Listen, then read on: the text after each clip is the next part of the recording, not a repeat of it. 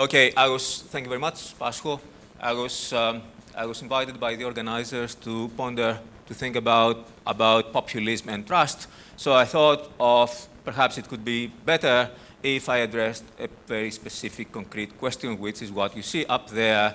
What do people distrust when they decide to cast a vote for a populist party, when they decide to trust populists? So what I'm going to do, I will try to tackle this very precise, particular question. I will present an argument, I will define my words, and then I will try to explain my argument, and then see whether there is a silver bullet, if you like, a remedy. Okay, now, what is my argument? My argument is that populism is a counter-revolution by people who become mistrustful of liberal democracy when they feel that the liberal elites betray them. That is the most important part of that.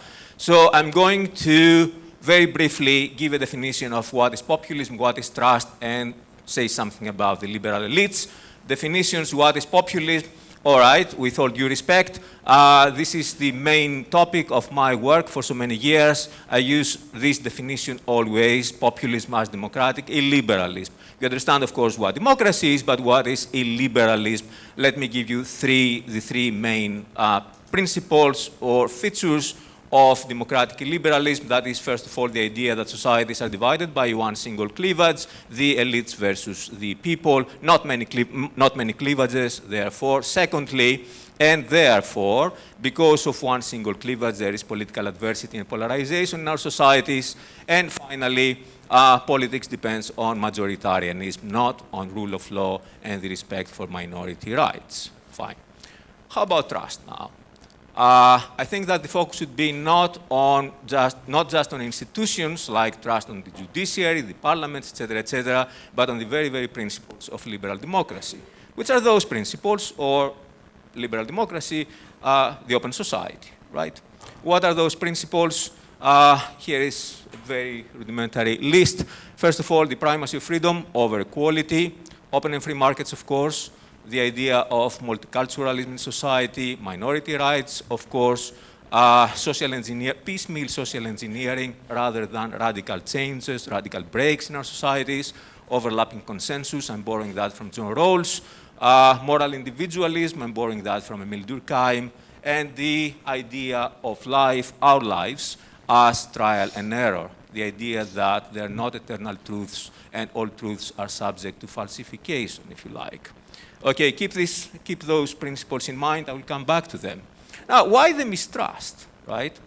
My argument that what people mistrust is that liberalism is perceived as an elitist project, which, moreover, is burdensome, is onerous for us, the individuals, and also very much unconvincing.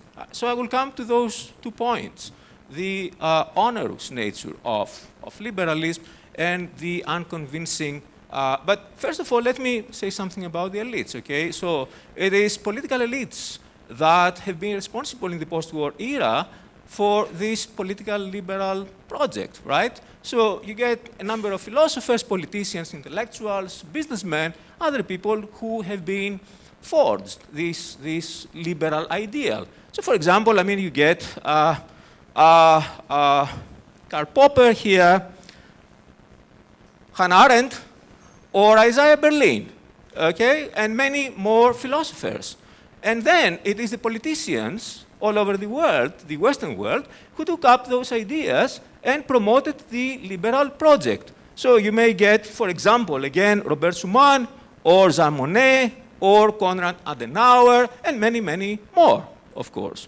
But it's not only the politicians, it is also the intellectuals.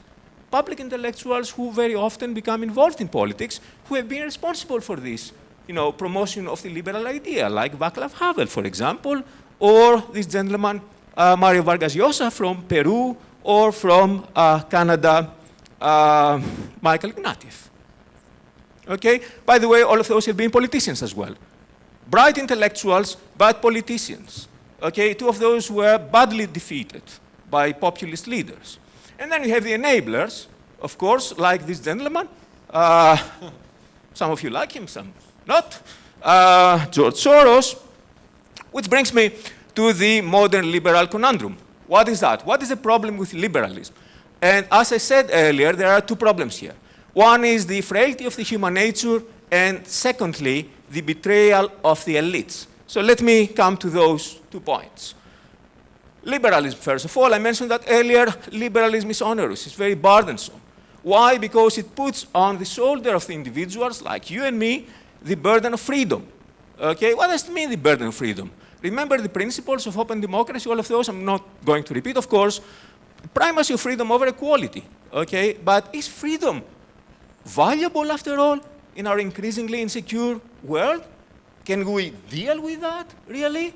And in markets that are perilous and, and precarious, or, and when we have to compete with foreign minorities, and when we try to achieve consensus, this is not an easy project.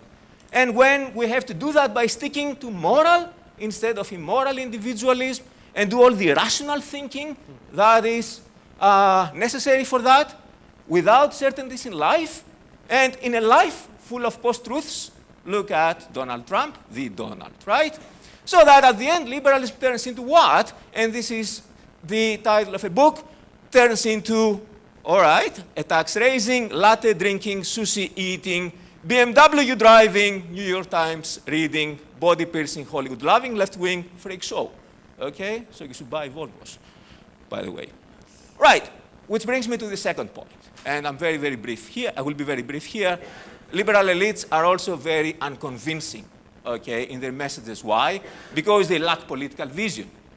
Okay, let me give you an exemplar. I don't mean to be blasphemous. I've been a huge fan of this gentleman, but his vision for America was not a strong one. This is why he was a great president, but without a long-term vision. This is why his project is being dismantled so fast, so easily now by the Donald. Or if you want the second exemplar, this is much easier, of course. This is Barroso, who, after 2 years in the presidency of prime ministership of Portugal and 10 years in the Commission, he went through revolving doors into the Goldman Sachs. Okay? Now, this is responsible, I claim, for the populist counter-revolution. So what do we learn from lessons? What are the lessons we get from number one, liberalism as an onerous project, and number two, liberalism as a non-convincing project? What we get is a huge, but huge, as the Donald would have said, storytelling gap.